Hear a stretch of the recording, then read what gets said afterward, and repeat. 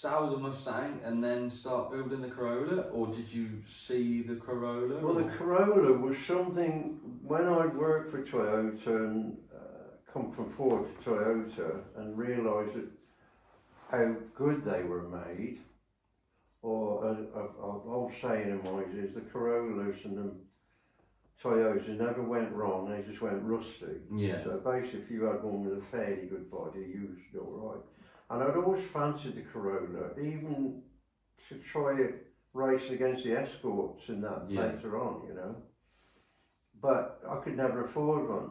Okay. And then a Corolla came up in Drake's Boughton for 35 quid, and it was an SR, twin carbs, and it was seized up. I mean, to seize up a Toyota Corolla, you've got to be doing something absolutely mad, you know. Right, it's okay. just not unprecedented, they don't do that. Was they like, obviously Escorts and Angulas and stuff were everywhere. Was like Corollas, was they a very big thing? No, I mean there was more Escorts and Fords around and Morris Minors and... Were they rare to see? I mean, would you see like a couple in a day? Well, people didn't, when I worked for Toyota, people wouldn't buy them because of the war. Right. There was a thing, the Japanese did so much bad things to our blokes and you know, Australians and Yanks and that they wouldn't buy them because why should we buy Japanese cars? We got our own. Yeah, yeah. And there wasn't that many around. No.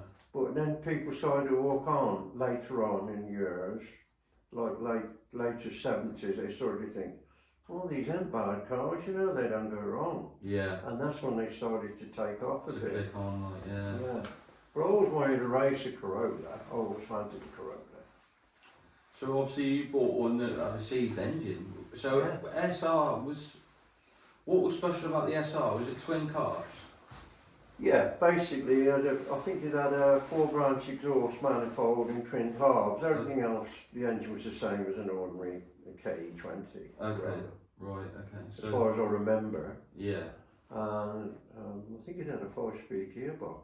Yeah. So it was which like... again was unusual because all the other cars had 4-speed. But the one I'd got, the body was a little bit scabby, not terrible. Yeah. I just took everything out and then said to a friend of mine, John Mulligan, can you build me a subframe? Can you design me a subframe for the back? Yeah. I want to go drag racing. And he did. He gave me a bit of paper with a drawing on, and we made it out of 4x2 box section. Yeah. Cut out the boot, put it inside there, and put an 8-inch Ford axle in it. Yeah. With a small block Ford 289 in it, with a C4. Because then I was committed to Ford. I've been racing Fords all my life. Yeah. You know, 50 odd years I've been racing Fords. So I wasn't going to switch to anything else. So where did the engine come from? Was that something that came in through a job? Or? Yeah, no, you sort of search. I can't remember where it came from. It could be a scrapyard, it could have been an advert in a custom car or something like that. Right, okay. And that probably cost me, I don't know, 200 or 300 grand, but 200 quid maybe for the engine. Yeah. And the gearbox probably another 50, 100 quid. So again, you know, you're doing it on the cheap. Yeah. So you managed to fit it in. Axle, obviously an 8-inch. So axle 8-inch would be about 100 quid. Yeah. And then obviously a normal width 8-inch axle doesn't fit in a Corolla. So how did you go about all that? I mean, I didn't. I just put it in. What, standard width? I don't think we even. You must have shortened it. I can't remember. I really can't remember. I think it was either one I'd already got that was shortened from Hot Rod. All I can remember doing to it, because I couldn't afford limited slip. Yeah. I used to take the diff out and cut up the old gallon tins, you know, the old tins. Yeah, yeah. And make washers, and they were 20 thou thick, them tins. Right. I used to put 2 or 3 washers each side of the planet gears, so that when you did a burnout, they got hot. Yeah. And then both wheels spun. Right, so it almost like you made your own limited. You made your own limited slip, so when it got hot, it's like It's a wonder it didn't break, to be honest. I never broke one. But after a while, those shims, if you call them, Yeah. tin shims out of a gallon can, you'd have to take the axle to bits and put some more in because then it'd worn away. Yeah, yeah. And then it'd tighten it up a bit. A bit of a job jamming it in there, but it worked. I never broke a shaft, never broke an axle. Yeah. So Yeah, that was it. obviously you had like a 4x2 kind of section. So you, in theory, the car was back halved, really. Yeah, And then that was it. The rest was all standard Toyota. so all the floor was standard, all the front struts. Right from the back seat right forward. It was only a frame, sort of that shape. Yeah. And you just stuck it in and the axle went in there. You know, that was it. And then what did you do? Just panel it in with Ali or Yeah, steel? aluminium. Yeah. Panel it in so it got a fire wall. Yeah. Petrol tank was in the boot.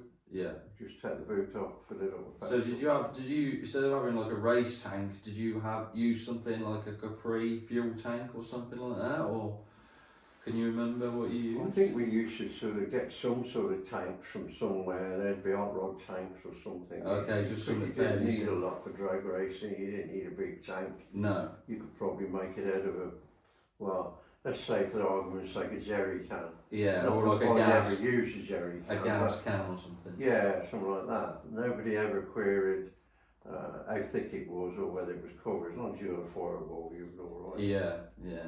Yeah. So obviously that car was.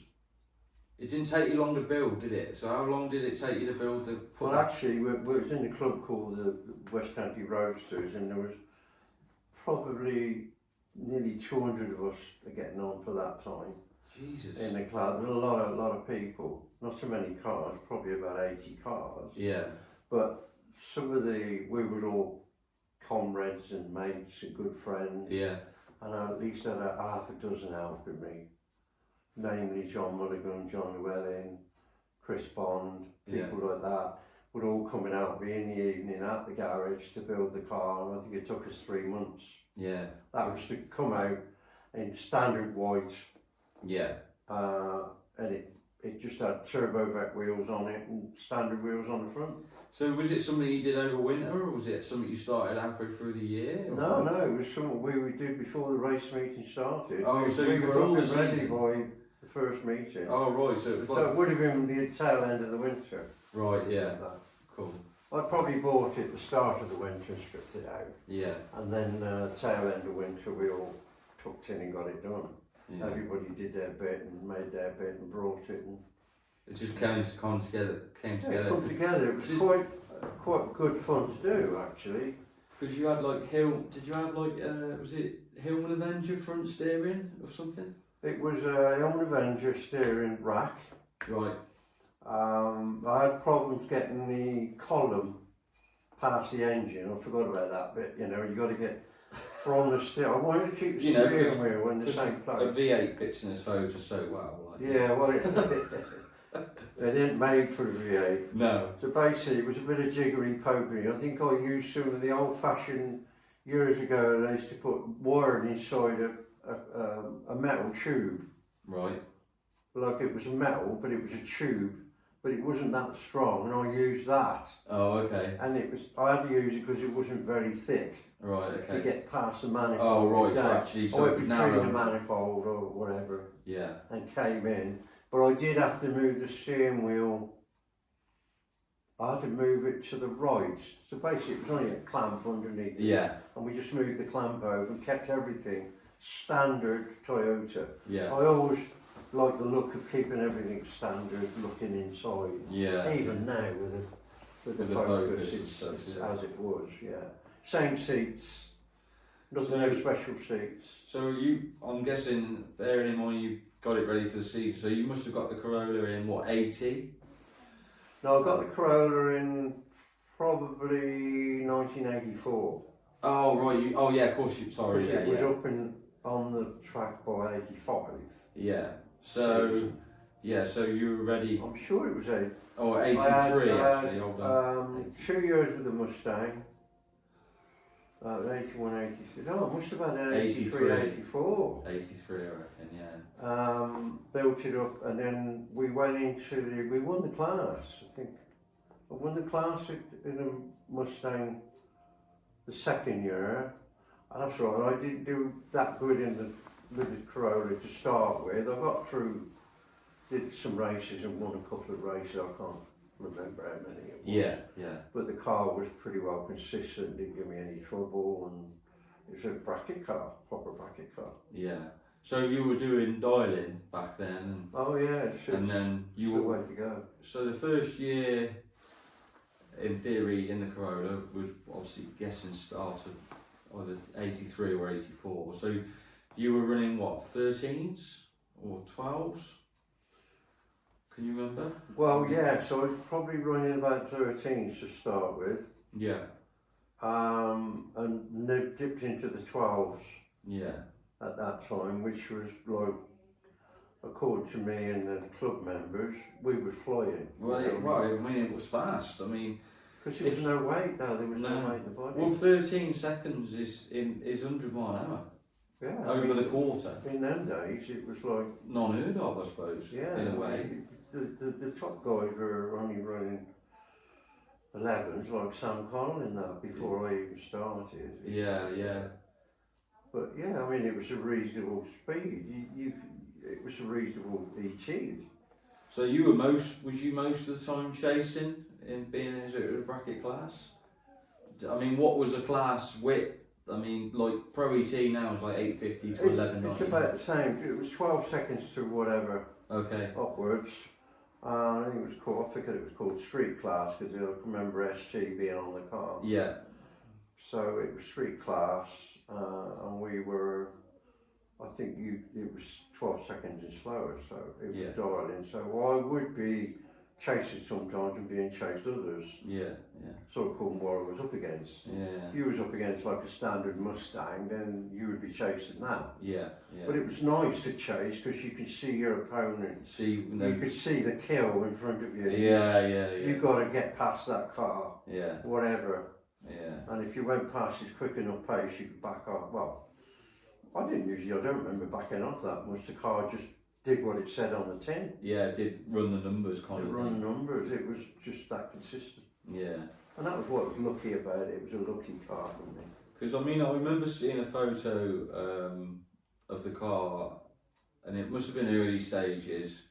Because obviously, one of the first photos we've got, we're put up is with mom Annie or Datsun in the background with a tent. With the trailer and the car's just white. But there's another one where it's got 12, I think it's 12.3 written on the rear quarter. Yeah. And it's got the Can Do diamond on the door. So it must have been maybe Can Do designed by Chris Bond, that was. And that was the early picture because you have Wolf Race wheels on the back. Yeah, Wolf Race wheels. I was sponsored by Pathways and use of batteries.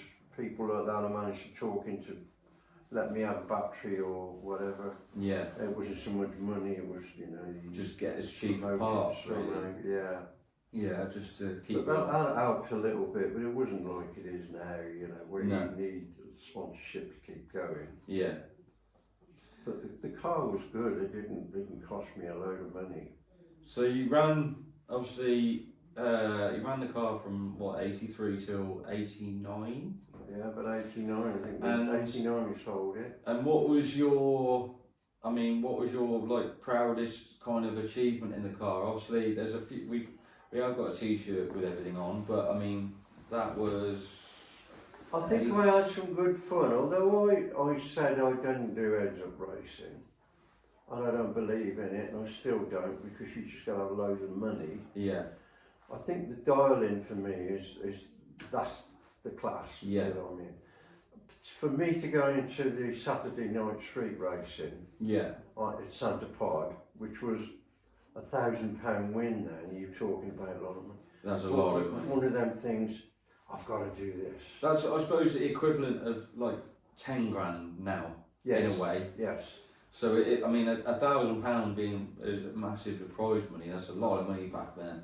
But There was obviously a lot of interest as well, wasn't there? yeah, there was a lot of people coming. It was a Saturday night, Yeah, so you qualify and train yourself or run the car all day Saturday, and then it'd be at night. yeah, So you'd have Swedes over here and Germans and right. people after the money, a Yeah. bit like they probably will do now with the door slam. The door slammers, yeah. But it was for me to be in that with all these people. For me, I was like, yeah, a dog with two tails, you know. Yeah, I thought, yeah, This yeah. is great. Yeah, But I had nitrous on it then, okay, and the best I ever got was 10.55, right, and that was like I did it twice. yeah, I only used nitrous. There were some classes where I had nitrous on board, and if with the car, I tried to make a car so you could race it in 2 or 3 classes. okay, And I remember racing in a couple of classes against rails and stuff. It was still dial-in, or was it dial? I can't remember. But basically, I used to keep alongside them and just touch the button for nitrous. just to That skate. was it. They was going backwards. Yeah, yeah. You know, all you got to do is get your nose over the front. So, how was the nitrous being supplied into the engine back then? I mean, now you've got plates you can put under carburetors. I mean, did they have that back I then? had the plate under the carburetor Yeah, with the 2 pipes, 3 pipes, and solenoid for petrol, solenoid for nitrous, and and just I had a separate fuel pipe to the petrol, and For the then I had tank, the yeah. nitrous bottle, if I remember, was in the boot. Right, So you had a nitrous pipe along from the boot, just turn it on in the boot, and it was operated. It was operated by a button on the steering wheel for me, Okay. because you got control of it yeah. rather You than took- on the carburetor. You did tell me a story about that your mate Trevor Langfield played Oh, with it. yeah. I played with it once. And Yeah, Trevor wanted to play with, was it Santa Pod? I'll never forget. He goes, I reckon I could do something to you to make you go a bit quicker. And I said, well, if you want to have a go, have a go. It wasn't even one of his kits. No, It was an American kit. but he was like that though, wasn't he? He was very like Oh, he would dive having in. a dabble and He was and still is the nitrous man, in my opinion. yeah, He's the guy I would go to, full stop. yeah, And he trimmed up the jets, and I found out after he made like a funnel shape of the jets, instead of them being just an hole, yeah. he funnel shaped them so they It helped him. yeah, almost, come out. filter it almost. Yeah, And it did actually let it go off the line normal, what I thought was normal, and the car went up about bloody 2 foot in the air at the front. I always left with the nitrous on if I'm just flat out all the Yeah. way down, yeah, and like frightened out of me. yeah. And I was looking at the sky for a while. And I managed to come down fairly straight, and I got down the other end all right. But Yeah. I come round to him and I said to him, "What the bloody hell are you doing?" So I was ready for it the next time. The next Yeah. time I raced, I was ready for it. So was that one of your runs to run 10:55? Was you reckon? I think it was not one. I think it wasn't. I can't remember if it was one of those 10.55, but it was probably I did a 10 something, Yeah, 10.70 or 10.80 Yeah. with it, and it was. Don't forget, you didn't know where your steering was for the start, because you No. can't steer when the car's in the air, can you? No. It's hard. Because I mean, there is some old footage of you and stuff like this, and at York, and I mean, at York the track was never amazing. It was kind of an old. No, we runway. raced every meeting. But like the videos at York is like that, isn't it? And, yeah, And there is a few clips of on YouTube and stuff like that of you racing, and you could see the car going up and down on the track. yeah. Well, the way we set the rear suspension up, I think it was Jaguar, the Jaguar with the independent suspension axle. Yeah. Instead of using 4 springs like the Jag did, we only used 2. I think they were 195 pounds. But they were On each they were a coilover though, weren't they? Basically a coilover. Yeah, But yeah, we made it soft, yeah, so it took off, it dug in, so, and then when it went over the bumps, look, it was, it well, was, not so much bumps, it was, let's just say yeah, indentation. yeah, yeah. And it was just ride them out. just ride them out. Yeah, And whatever track we were at, we never had any trouble with the handling of the car. The car never got out of line, never went sideways. the only time it ever went sideways, and I ate a patch of oil. That was a Saturday night special. That was a Saturday night racing. Right. I ate a patch of oil and it went sideways. Literally, I managed to grab hold of it. And the guy in the other lane was a guy in a Mustang from Sweden. Yeah. And he saw me coming. He saw the whole side of my car, you know, facing him, and he backed off. Yeah, yeah. And I managed to straighten up and get there first. Yeah. I got over the line before he did. He came up to me and he said, "I ain't racing you no more." So it must have been airy. But I mean, for you, that must have been quite scary because, like. Well, you never got out of hand. No. I never got out of hand. Yeah. That for me was a first. Yeah. Really brilliant. I mean, considering it was short wheelbase as well. Yeah. Well, a stock Corolla wheelbase is 92 inches. And It's not a lot, is it? It's not. If it does go out of hand, it takes some handling, you know. Yeah. I think in my case, I just let go of the wheel and grabbed it in the right place. Yeah, and yeah. it went Yeah. straight. Yeah. And that's sheer luck. Yeah, yeah. And I was sort of, not when I was going over the white line, but I was awfully close Yeah. to both sides of the white line. You know, Yeah. the inside and outside. So there was obviously end of '89 or towards the end of '89, I think even halfway through the season, you had the Corolla for sale. Yeah. And was that because you'd seen the next car, or was it?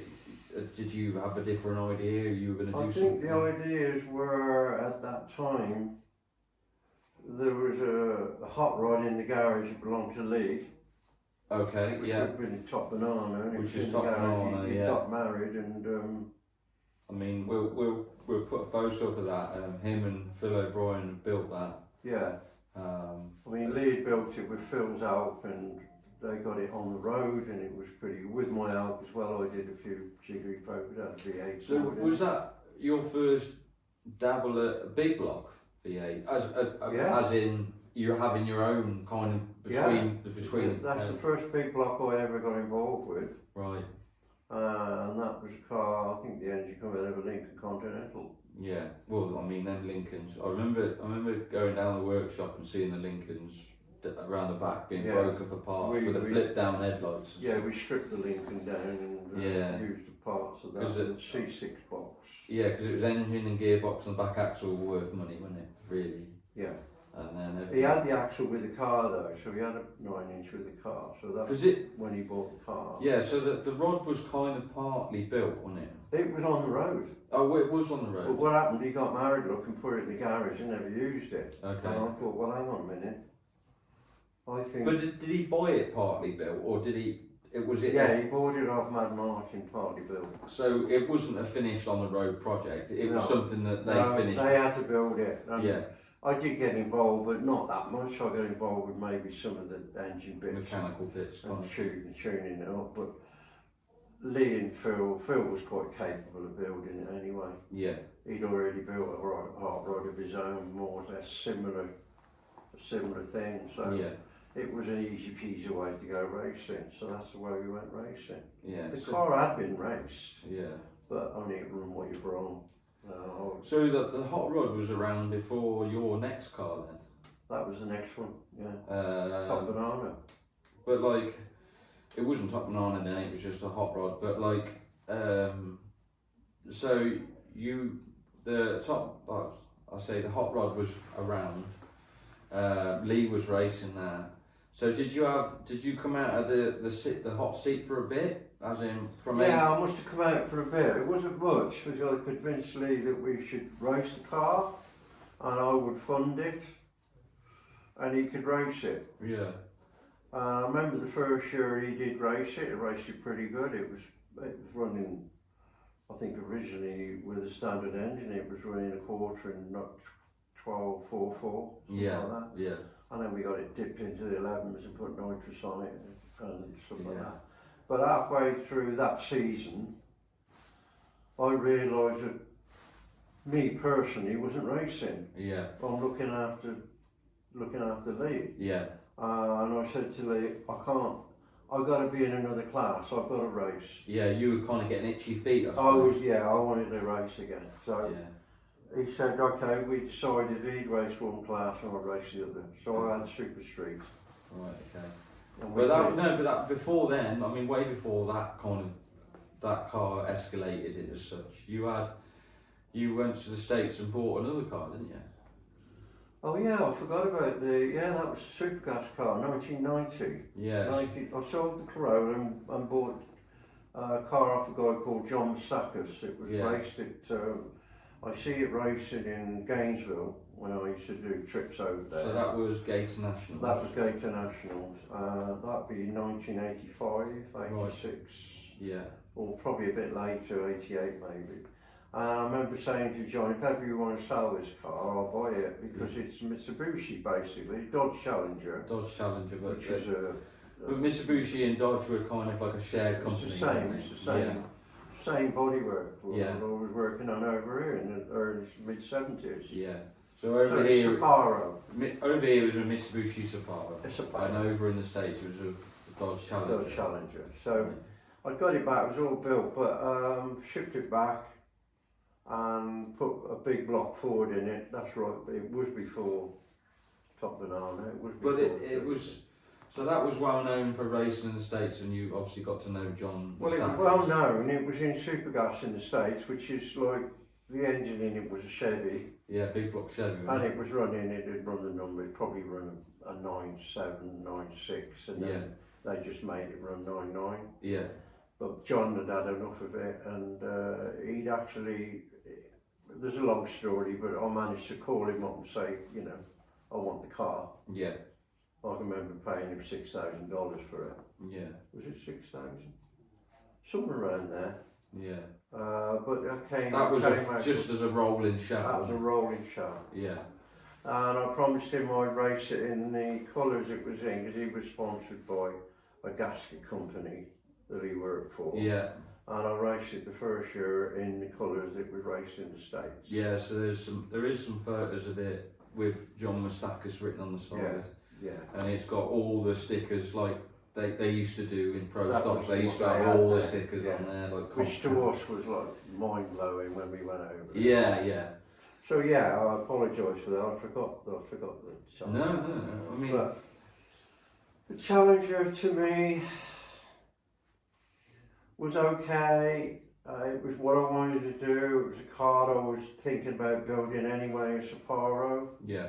And then when I thought, if it does come up for grabs, it's going to save me building it. And probably save you a lot of money. Yeah. Because I mean, to build a car, we all know it costs a lot more money to buy than to buy one. And it was tube chassis, or was it box frame? I mean, it was box and tube. So it was box and tube, but it had front struts and everything. It was a proper Supergas car, you know. I mean, it was ahead of the game in a way. Yeah. Back then. Stuff you dream of. Yeah. But I mean, yeah. So you brought it over. You put I put a Ford in it. Big block Big Ford. block. Did you have a tuned engine, or did you use a stock? Yeah, no, I used a basic standard one first, and we gradually upped it, and we had some Timmy Hines heads done on it. Yeah. It was all still cast. Still cast. No, I never had aluminium until 2 years ago in this thing. Yeah. So aluminium heads were like way beyond there. And they were mad money because they were kind of. You couldn't even imagine having them, but he made a good job. The car went well. Yeah. But do you remember what your kind of? I know you said you had a few moments in it, didn't you? But I had a couple of. But I used to run it on nitrous, so it'd probably run 11 without nitrous. Okay. And then I needed to get to 9.9 or as near as I could. So I managed to do a bit of jiggery pokery, as I would say, and got it to run 991. Yeah. That was for gas all the way down. Yeah. So that was £2 I'd used all the way down.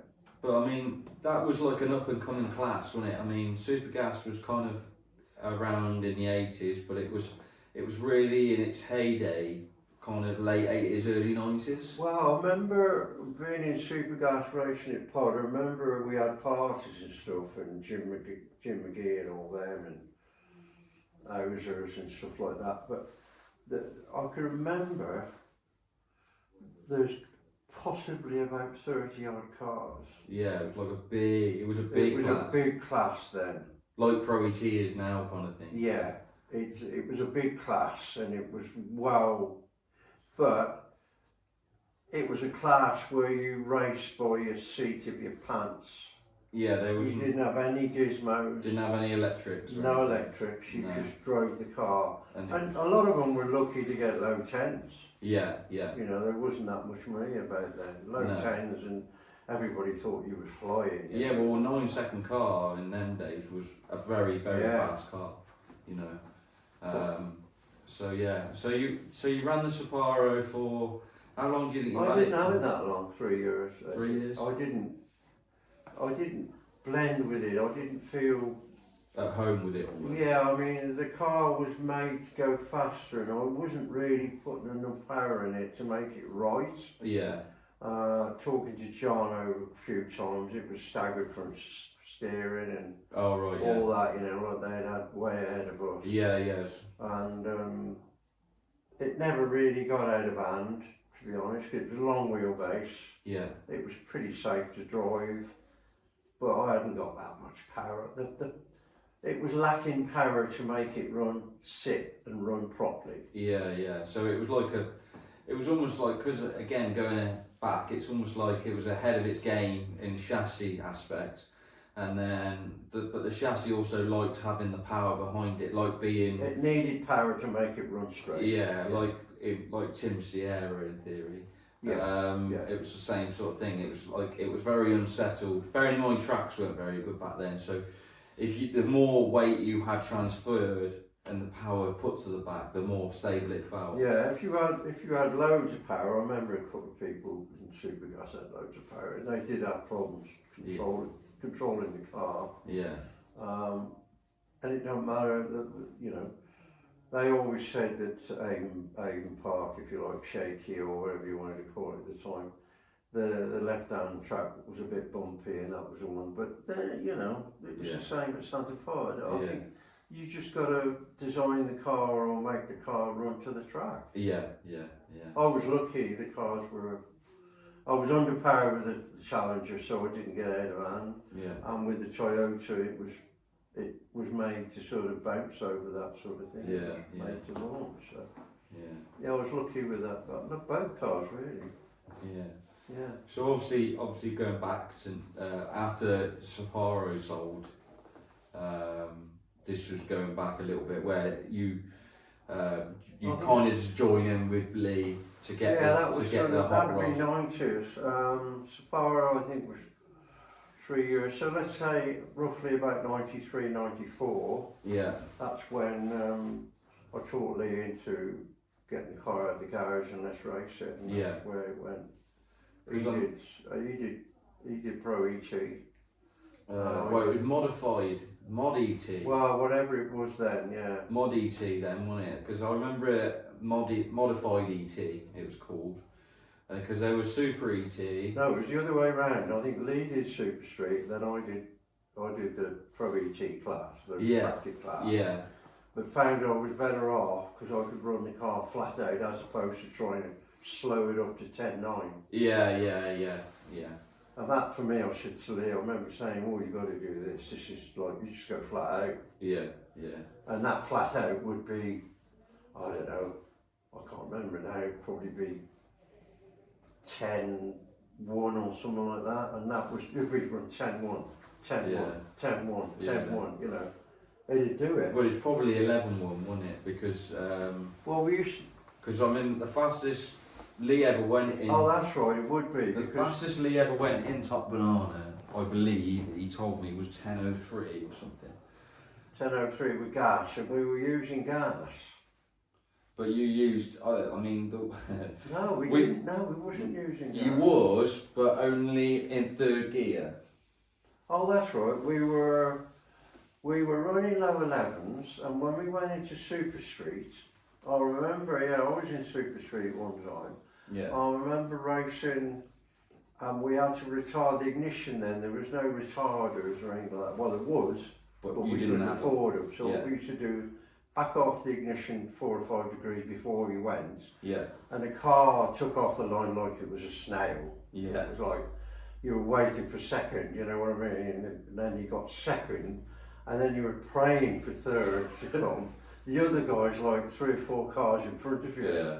And as soon as you hit third, it was nitrous on. Yeah. And the car in the other lane literally came towards you and went backwards. Yeah. Yeah. It was just a thrill to do it. Yeah. And you could beat them by a snip. Yeah. You know, and it was just so nice to do, and that's the way we run it in that class. But it was a really good car to race in bracket Yeah, we won class a lot of because trophies with that. instead of car. having like beam breakers and stuff at the front, you use the front wheels. The front wheels were the front of the car, and you knew where it was because you could see the wheels. Yeah, so where you were sat in the hot rod, yeah. I mean, I had a go in it and ran 10.6 in it, but like when you sat in it, I remember you could see the front wheel, at least, especially a driver's side. Yeah, you knew where you were. And you kind of knew where the car was. So yeah, you had. Yeah, it was ideal for that, and it wasn't that long, if you know what I mean. It's more wide than long. Yeah. So yeah, you could. I could remember racing a guy with another 32 Ford, and he looked over his shoulder, and I was like 3 car lengths behind him. Yeah. And then by the time he looked over his shoulder, he must have backed off. Well, the other 32 Ford was, I believe, Simon Hall. Simon Hall was that was the one. Which ended up being Andy Williams' car after 8 Misbehaving. 8 Misbehaving, that's the car. But that car was very similar looking car, wasn't it? And that was a winning car. Yeah, he did well. I remember him doing really well in that car. Yeah. And then, yeah, I mean, so after, Top Banana was campaigned for a long time, really, because it was... Well, I know Lee, he owned it for 20 years. It was always his car. Yeah. But obviously when I got into it, we started to split the cost to so you probably had, what, 10, 12 years of properly racing it? Yeah, we did race it for a long time. And sharing the car and stuff. Yeah. And then Lee decided that he wanted to move it on, didn't he? Lee decided he had it for 20 years and it wanted to go. He wanted to change, which is fine. I remember saying to him, "You sure you want to do this?" Yeah. So Top Banana got sold, and it got turned into a road car, which it kind of always was really. Lee campaigned it on the racetrack for a long time, but it went back on the street, and you were all a bit, both of you were a bit up in the air about what you were going to do next, weren't you? So the idea was to try and sell the car for what we could get for it. Yeah. And we were asking at that time, I think it was 10 grand or 10. Yeah, it wasn't a massive amount, and it was a lot of amount. It was only a rolling chassis, wasn't it?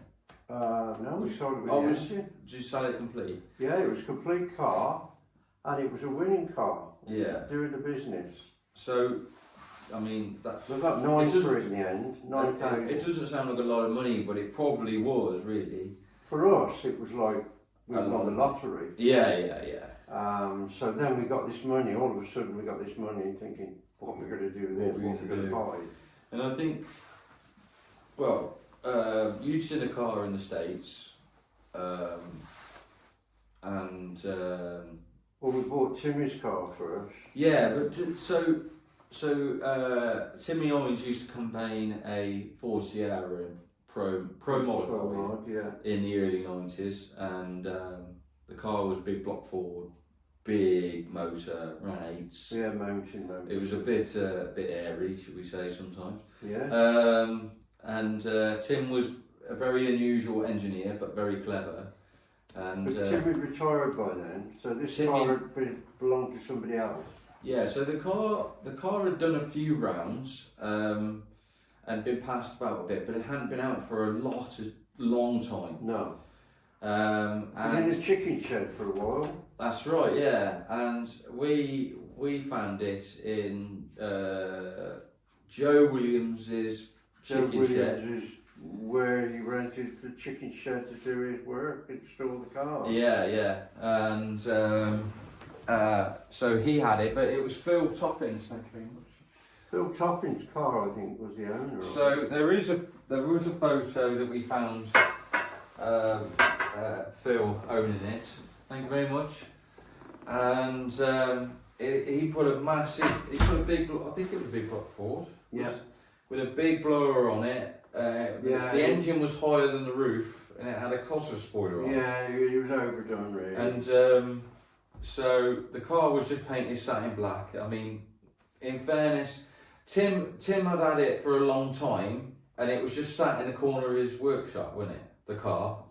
Yeah, and then he sold it on to some guy, and then he finished up with Joe. Yeah. And the car was like a really weird. I mean, even Tim didn't like it. It was green and pink colours. Well, that was only because I remember taking the car to the spray shop in Worcester. Yeah. When Tim had finished it, and he said, "Would you trailer this for me to the spray shop?" And he'd already arranged with this guy in St John's, it was, to do this spraying. And basically, what Tim didn't know and I didn't know, the guy was a bit screwed up, and he was on some stuff. You weren't colourblind, was he? Yeah, and like he was colourblind as well, I think. Yeah. And I think Tim asked for a purple colour, and it came out green. Yeah. Tim basically had to accept it, pay for it. Well, it was a purple colour, but it was very pink of a purple, and the green was supposed to be a blue. Apparently, it was supposed to be purple and blue, and it came out green and pink, and it was quite bad. I mean, Tim. But he lived with it. Tim went with it in the end. He lived with it. And anyway, the car, Tim had had a failure of the engine, and Tim had come away from racing for kids and all sorts of stuff, didn't he? Yeah. And he had the engine, but in bits, and he had the car, but none of it was together, and it was just covered in dust. I'll never forget going into his workshop and just seeing it, just a glimpse of the wheel or something. I didn't even know he still had it. And anyway, Joe Williams ended up with a car. You and Lee decided to go and get it. It was cheap, wasn't it? If I remember. It was what? How much was it? Like $4.5, $5 grand? Yeah, we had an engine as well, innit? I remember. No, it didn't have an engine in. Or did we have the engine? No, you had the engine. We had an engine. You had a standard. You had a standard engine that you had as a spare engine, I believe. Yeah. I can't remember a lot of it because this was when you got the Sierra. I not long got into business, have I? Huxley Motorsport started, so it must have been 2009. This must have all been going on, and anyway, so you put a standard engine. You got the car back. We got it up with, I think it must have been a standard engine, or I think we still had the Timmy Hines heads. Yeah. Or something like that. A manifold carb. I remember it running. Headers. I remember it running 11.2s. Yeah, I mean it wasn't rapid, but it was. That was another car that was made to go faster. Yeah. And we wouldn't have put enough power in it. No. To make it run straight. I got out of hand with it once because I had a corporal come out the back. Yeah. Went under the tyre and I hit the Armco, but it was only a glance. It was, yeah. And I mean, doing about 30. I was on the start line when that happened, and basically Dad had launched, and the car never looked stable from behind, and it was always a bit like. No, Lee didn't like it at all, did he? And you launched it, and I remember you getting a really good light and stuff, and it was in qualifying, and the car just took a nasty left. Out of the blue, out of nowhere, and it hit the Armco. And you say it was only glanced. I mean, it must have been quite hard because you hit the front wing and the rear quarter, but it didn't touch the door. But I didn't get out of first gear. No, that's right. So it was only like probably 30 miles an hour. So really, I looked out really that corporal came out there rather than further down. Anyway, I ended up straightening it and getting it all back up. Yeah, it was up and running in a week again, wasn't it? And it was a big deal. It was a rattle can spray. Yeah, it was only rattle can black, and we eventually got it didn't have a scoop on it. We made a scoop for it, and we got a scoop on it, made it look a bit prettier. I made a boot spoiler for it, and it wasn't a bad looking car, was it really? And, No, it looked good. And everybody's cup of tea is Sierra, but and I think Tim was quite chuffed to see it back out on track. he was happy to see it. And then so you ran that for a season. We only ran a season because Lee wasn't happy with it, and but I was happy with it. I just thought I could live with what I got. It wasn't. Yeah. Apart from that one particular time, for me, it was doing what it said on the tin. Yeah, yeah. And then, well. We had a bit of an upheaval about the name of the car being. That caused a bit of an Top uproar. Banana 2. That, So didn't dwell too No, good, it got called Cop Banana 2. It was already done, coated and fitted, so we after a few choice words, that was it. It was all forgotten and swept under the carpet.